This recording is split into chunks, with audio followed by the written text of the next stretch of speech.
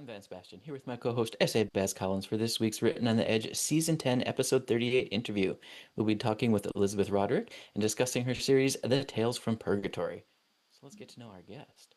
Elizabeth Roderick, or Liz Roderick when she's writing YA, grew up as a barefoot ruffian on a fruit orchard near Yakima in eastern Washington state. After moving all around the West Coast, she now lives in a space crammed full of crystals, dogs, small tinkling bells, and books. She spends her time gossiping with crows, conjuring tulpas, and vaguely wishing she had money. She earned her bachelor's degree in Spanish and organic agriculture from the Evergreen State College and worked for many years as a paralegal, interpreter, transcriptionist, editor, and farmer. She's a musician, songwriter, and has played in many bands, rocking some instruments she doesn't even know the real names for, but mostly guitar, bass, and keyboards. She has an album of original music entitled Surviving the Rapture. Elizabeth writes novels, short stories, and memoir, which is way more interesting than it should be. Her stories are about love, death, gang warfare, and madness, and her characters tend to be of the type that society generally shuns: the addicts, convicts, and the neurodivergent. She believes if you get to know these characters in books, you'll find them more likable than you originally thought. She applies Hunter S. Thompson's gonzo method to fiction writing. It often gets a little heavier than what she had in mind, but she chalks it up to forced consciousness expansion. Elizabeth, welcome to the show. Thank you. It's good to be here. That's one heck of a bio. Amazing bio. Talk about a life well lived. I'm trying. I don't hold back when it comes to living my life. Exactly. So, in all of that, how do you find time? Like, where's the passion to find time to write? Like, where's that fire come from? I, I didn't. I've always written since I was a little kid, just because I become involved in these fantasy worlds in my head, and it's a much funner place to be than. I mean, the real world is great, right? But even just having that overlay of fantasy over it so that you're living in both places at once can be helpful. But like I didn't really start writing until about 10 years ago when I'd had the idea for Tales from Purgatory rattling around in my head and had a couple of false starts with it. But I moved to California with my partner at the time, and there was no work for me outside the home there. And so I started writing, and I wrote 18 hours a day, and I finished a draft of a book every 6 weeks, 6 to 8 weeks. Like I just, I have to take the time because that's all I want to do when I'm in that. I mean, that's sort of my process, is that I will be grabbed by a book and I will work on it as much as I can. And some the way my life goes, I'll be working really hard at a job for actual real big person money sometimes, and then sometimes I will not be doing that, and that tends to be the times when I end up writing 18 hours a day. So I mean, in a nutshell, that's how I find the time. Is I have I'm a freelance worker at this point, and it's feast or famine. And so, when it's famine, then I'll be working on a book. So You get to the point where you've had all of this stuff building in your head over and over and over, and to where you just almost have to gush it out and put it down just so yeah, you can make space for more. yeah. I mean, it's that flow state, and it's the best thing in the world, because no matter how bad things are in the world, it's just a joyful place for me to be. Like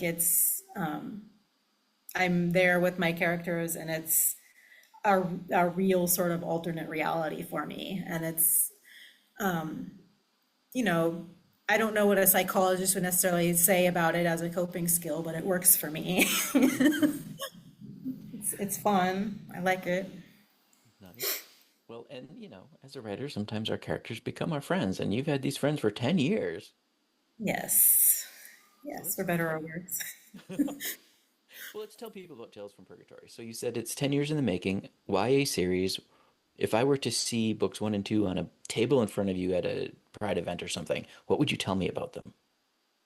They are having to do with lucid dreaming and the afterlife. It's a book about a 16-year-old girl who's living in an abusive household and escapes and then ends up in this kind of weird culty sort of place in the middle of Utah.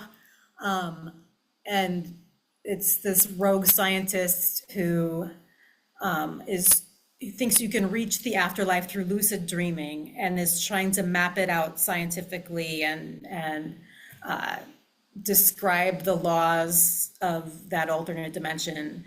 And I mean, at first she's just there to escape her bad situation, but then weird stuff starts happening, and she has to wonder if maybe these people know what they're talking about. And you know, romance and hijinks ensue, and for 7 whole books. Nice. But yeah, Yeah, so weird group in Utah. Book one is actually titled The Commune. Is that correct. foreshadowing? Kind of kind of foreshadowing. I mean, it's not there's surprising things that happen there, but it's yeah, not a huge surprise that she ends up in a weird space that everyone can decide for themselves whether it's on the up and up or not, I guess. That's fair. So book two, Deathwalkers, actually sounds like it's diving more into that connection between death and dreaming, right?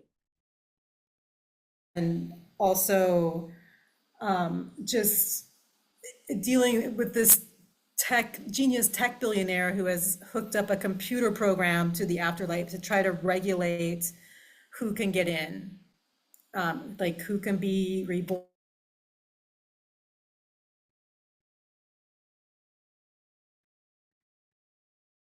Hmm. whether or not justice exists in the world and whether or not it should. Um, So leave it to a tech billionaire to gatekeep death. yes. I mean, I won't tell anybody whether that's good or bad, but Hmm. Hmm. you can So see for themselves. will the whole series follow your main character? I'm sorry, I don't know her name. Magdalene, yeah. Magda.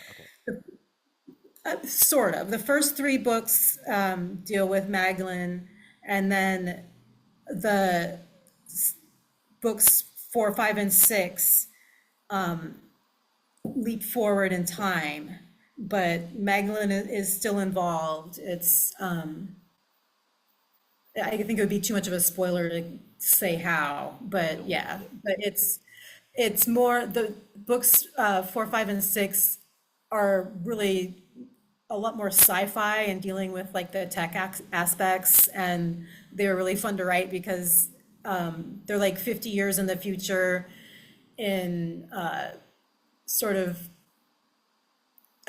post-apocalyptic San Francisco, and which is near where I was living at the time I wrote them, which was fun. And then I got to make up all this kind of future slang and stuff too, and write with That's that. So fun. yeah, it was fun. And then the 7th and last book is is back in time a little bit with Magdalene again.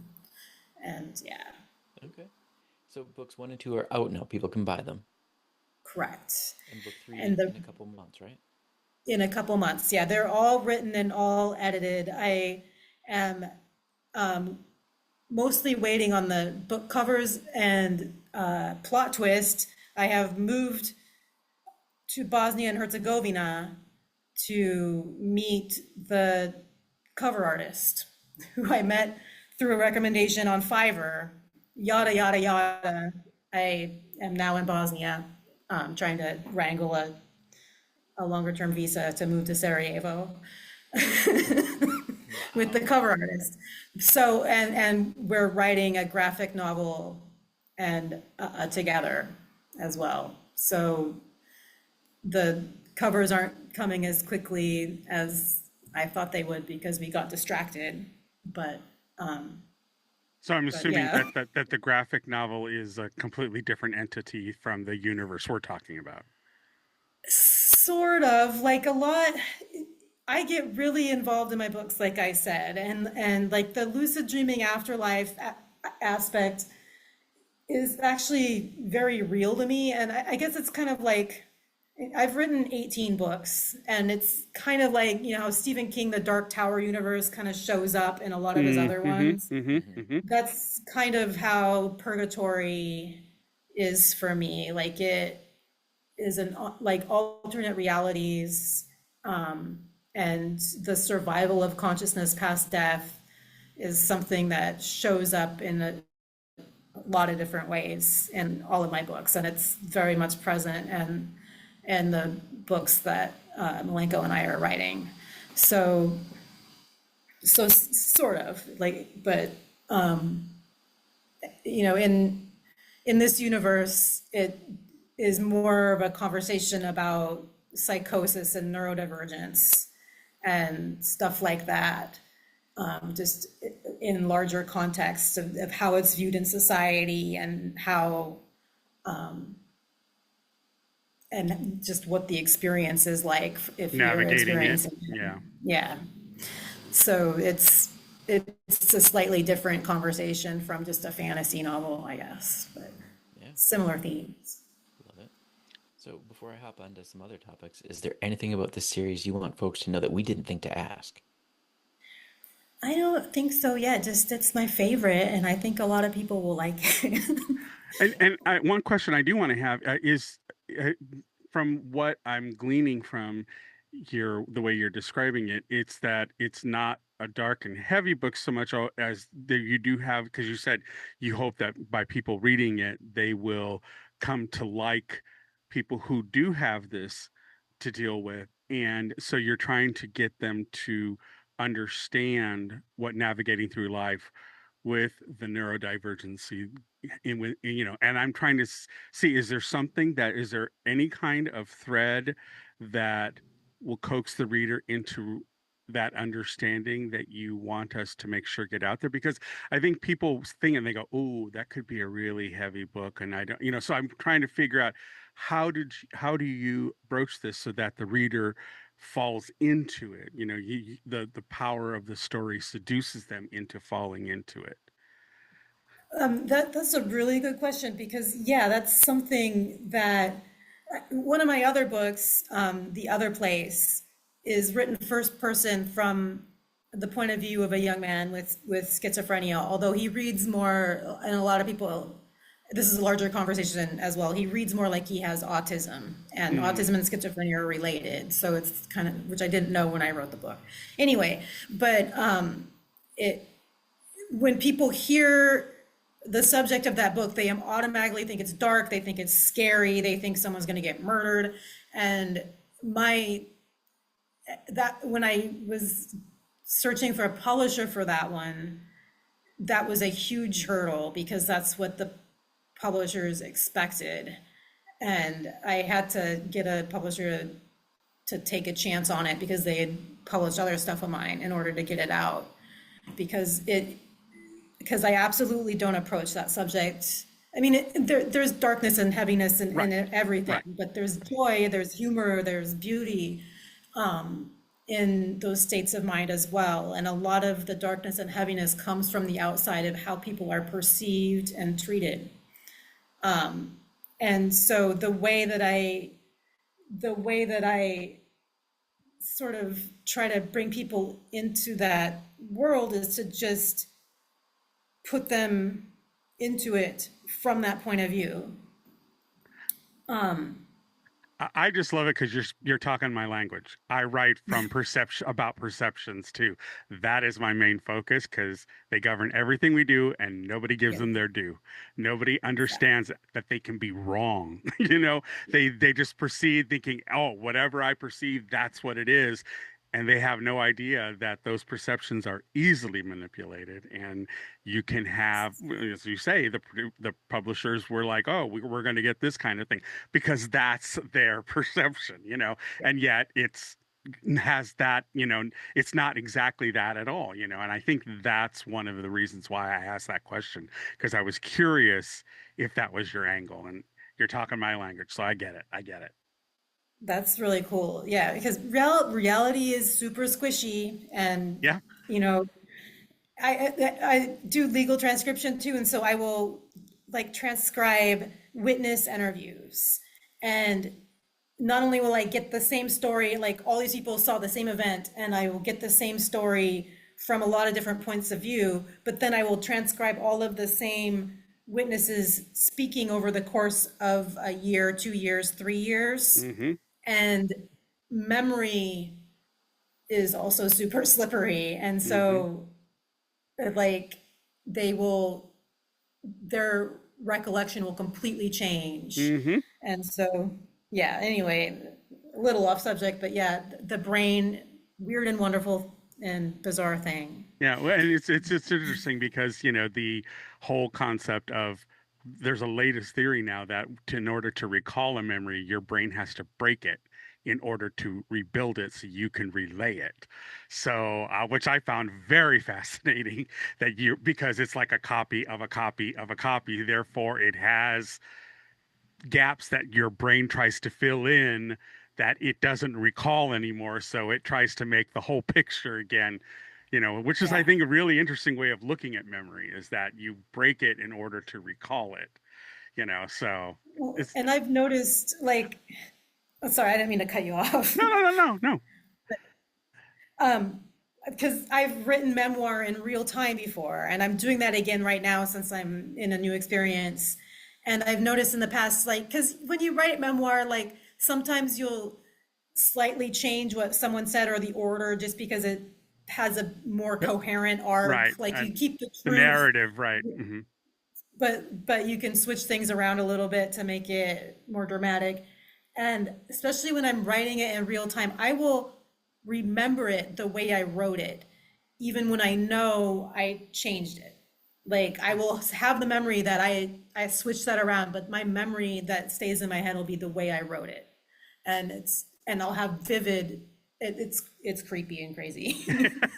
No, I get it. I get it. Well, thanks for answering that. Mhm. So you have mentioned, at least in signing up with us, a topic about being queer and writing queer books in the US versus elsewhere these days. Is there a difference you can highlight? Um, well, being queer in the US used to be a lot easier um, Mm, Hmm. than it is now. preach. Um, yeah. And I mean, here in Bosnia, I'm still trying to get a handle on it, but it's definitely, this is a more conservative Yeah, place. you're in the And Eastern Bloc. Yeah. yeah.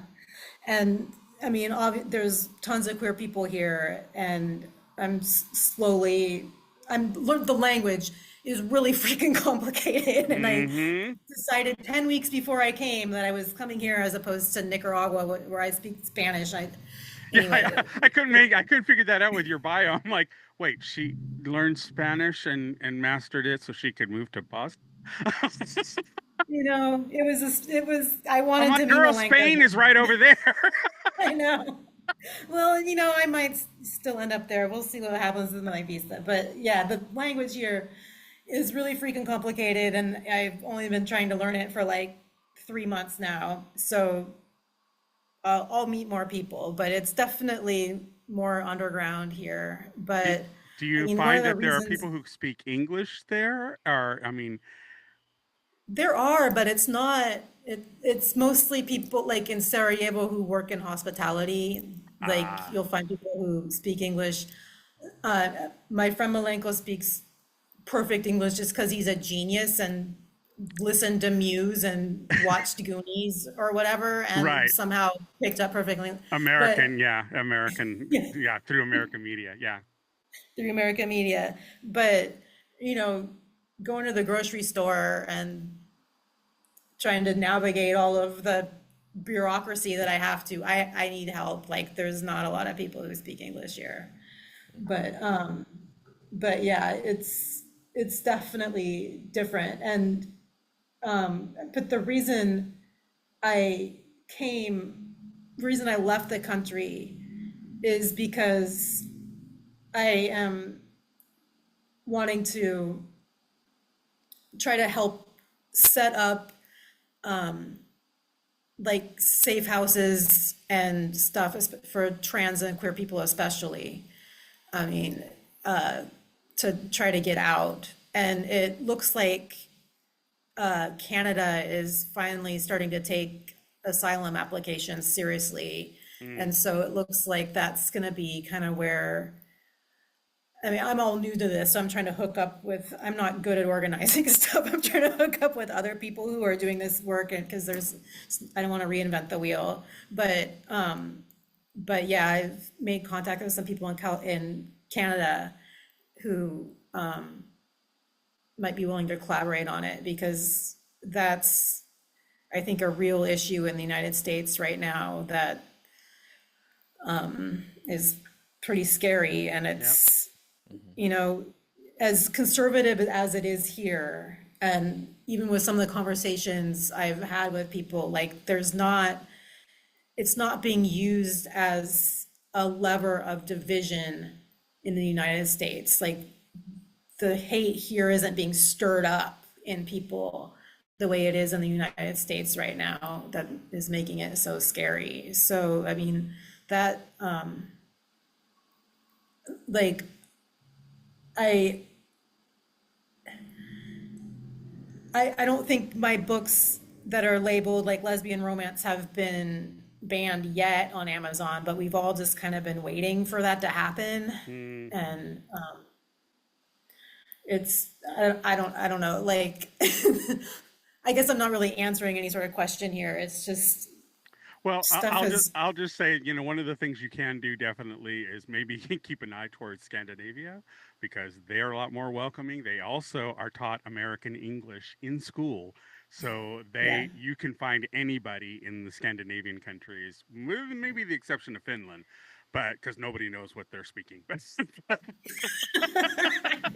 only the Finns understand themselves. It's not really Russian. It's not really Scandinavian. It's something else. But Yeah. it's also a great place for queer people. Some of the best prides are held in Scandinavia. It's one of the most supportive places. So you may want to figure out a way to touch base with some of those people and see if there's, create a queer rainbow bridge underground. Yeah. I think it was Norway that was saying they were openly going to accept refugees, or at least they Mm. had that bill in their system. And I mean, that's cool too. I mean, it's just also this process of, I mean, being a refugee, like the process of immigrating anywhere, it's Mm-hmm. different everywhere. It's complicated, Mm-hmm. and there's other considerations, like if you are disabled. Like right now, one of my best friends is a trans woman who's deaf, and that not only makes the language thing difficult for her, like places Signing with and everything else. socialized healthcare, Right. yeah, it makes it difficult for her to immigrate. And so it's just like, I'm compiling a website currently, that's just basically, I'm Resources. just starting with countries and what the considerations are and what the process is and what it looks like.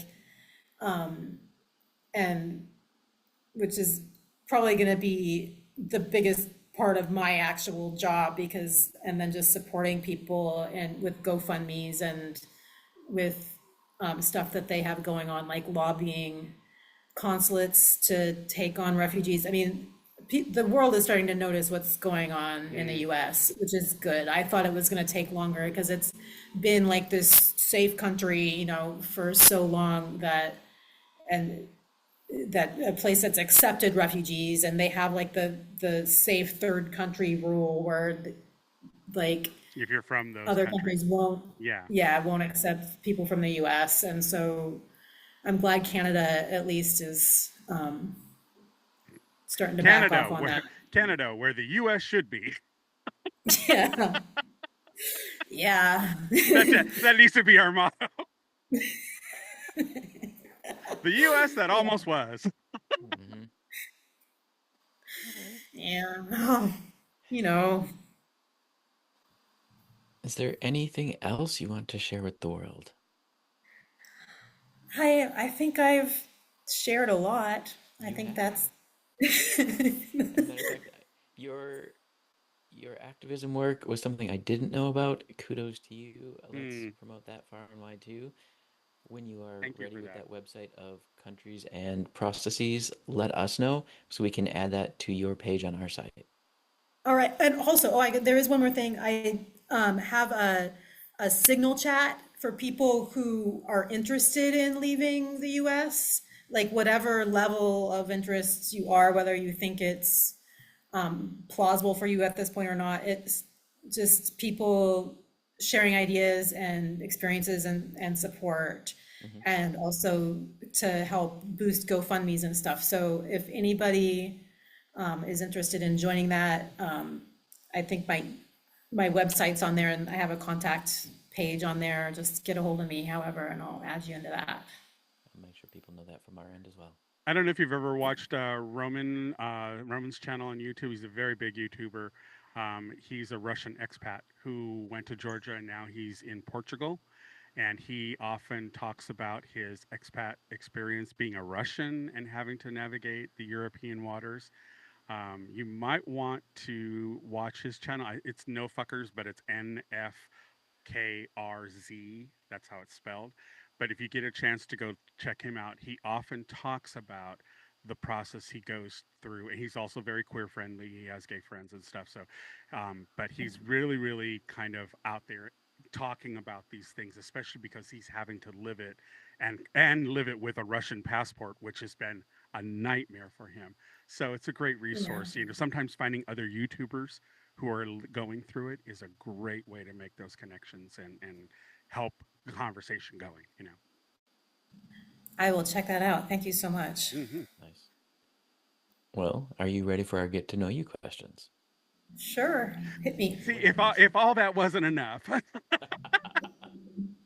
right, everybody. Well, before we get to that, just to remind you, there are ways you can help support us for creating content like this, which we want to bring you all of the stuff that you may not know is percolating out there in our shared realm that we're all trying to navigate.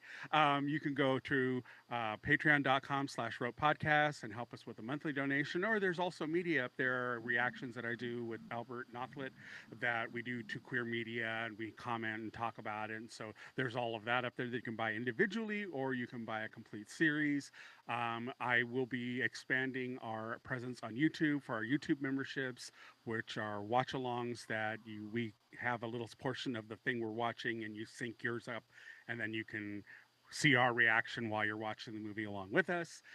So that's going to be available on the YouTube memberships. There's also a new button on YouTube called Hype. If you're seeing this and you really like what we're doing here, hit the Hype button down below because that tells the algorithm that you think this is worthy content. So if you're ever on a YouTube channel and you think what you're watching is really amazing, the fastest way to help out YouTubers is to hit that Hype button. So definitely check that out. And then lastly, if you can't do a monthly donation, hey, maybe you've got some pocket change you want to throw our way. Everything and anything is very, very appreciated because this is not a freebie thing. This is out of Vance in my pocket. But, whatever we can do to get some help financially to keep things going so that we can keep queer voices out in the mainstream, especially now with the divisiveness that's going on in the world, we would humbly thank you for it. And just do what you can. Okay. And if you can't do any of the monetary stuff, like I said, you could just hit the hype button and that helps us out too. So, with all of that said, let's get to know our guest. Well, can you name a movie that was better than the book? I've been thinking about this one, and the one I always go to is, I think, Hunger Games, just because I love the books, but the movies I thought they brought that world to life a lot more for me. Hmm. And I'm a big like urban fantasy nerd, so that's what I It usually was think right up of. your alley. Yeah. All right. Well, which fictional character would you most like to be friends with?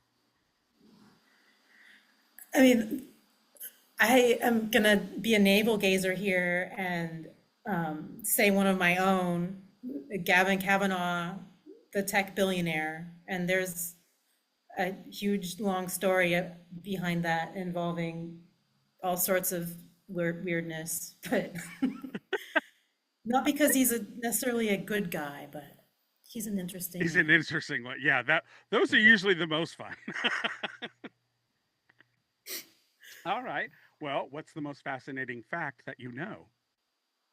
The most fascinating fact that I know is that there is a man, Dr. Ian Stevenson, who studied young children who remember past lives, and his work is being carried on. He died a few years ago.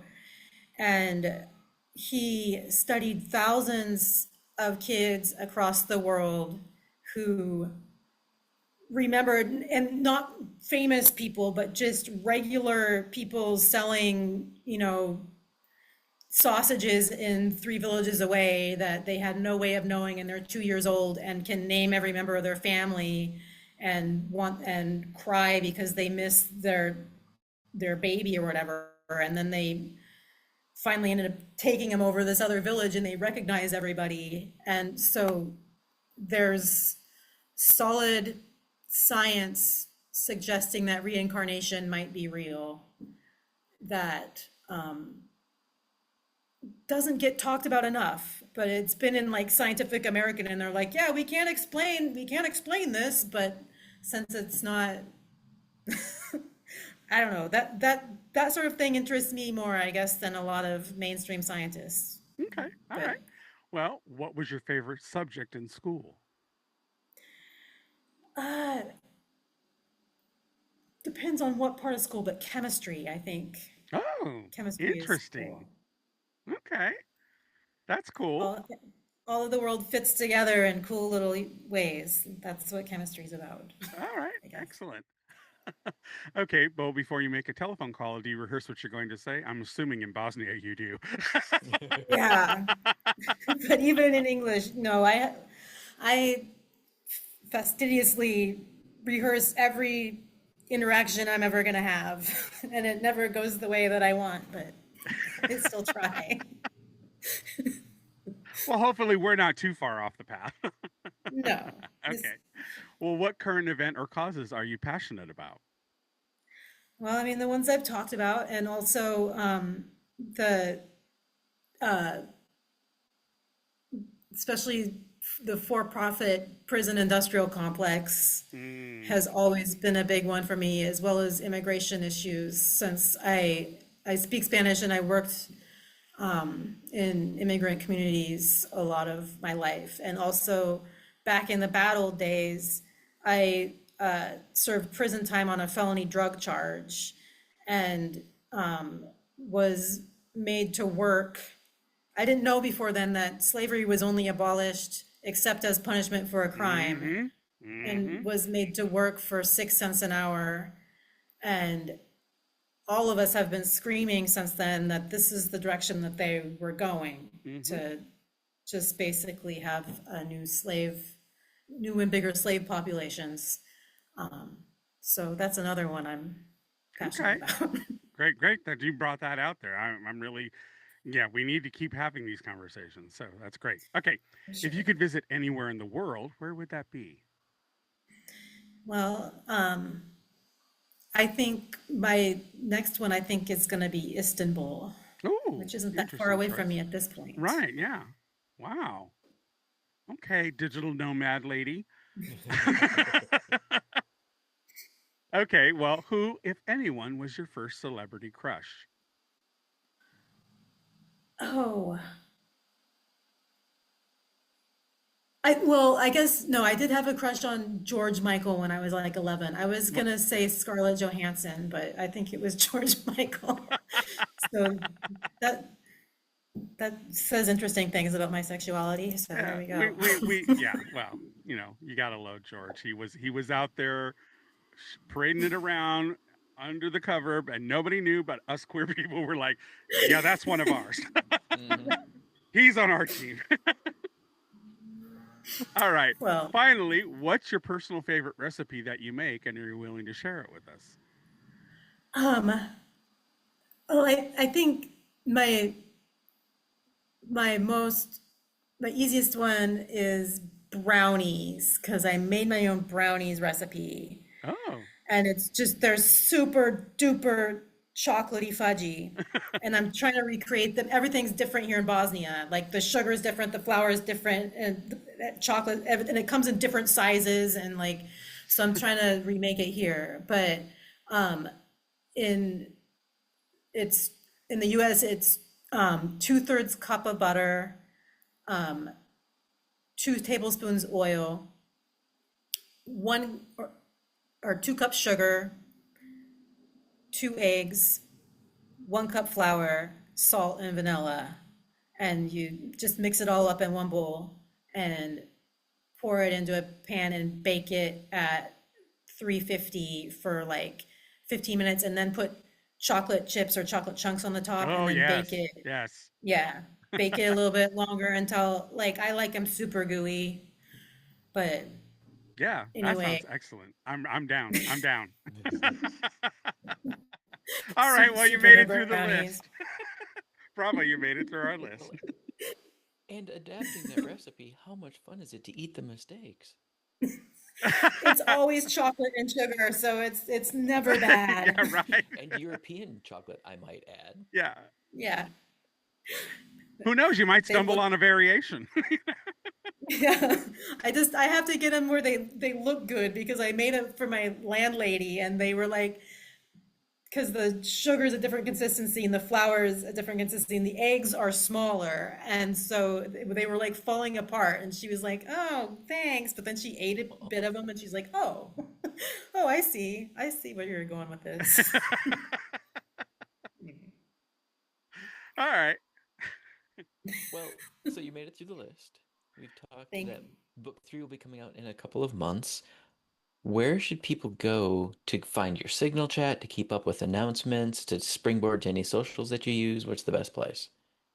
My website is talesfrompurgatory.com, and I have a blog with my adventures here in Bosnia now and my adventures throughout time, and announcements and news and updates on when the rest of the series and books beyond that are coming out.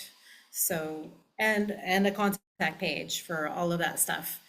And it will have a link eventually to the website when I have it up about immigration. Nice. And I did notice that Tales from Purgatory is also active on Blue Sky and TikTok, right? And TikTok and Instagram. Instagram. Okay. Yes. Perfect. Well, Elizabeth, do you have any final words of wisdom? My final words of wisdom are that love is real. It's the only real thing. No matter what they say, they can't take that away from us.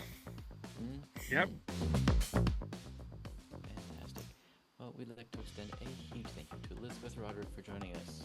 Thank you, thank you, Thank you so for much. having me. Thank you for It's making been time great. in your schedule too. Oh my God. Oh, thanks for accommodating my brain farts. No worries. Our pleasure. All right, folks, we at Written on the Edge are proud to introduce you to new media by queer content creators. If you enjoy learning about new artists or hearing our thoughts on entertainment media, please like and subscribe so you get the alerts for new episodes. The show is produced by Rogue Ravens Media. For our disclaimers, links to social media, our list of stations, or to sign up as a guest, visit www.roguepodcast.com. Tune in next week for your queer media fix. Bye bye now. Bye.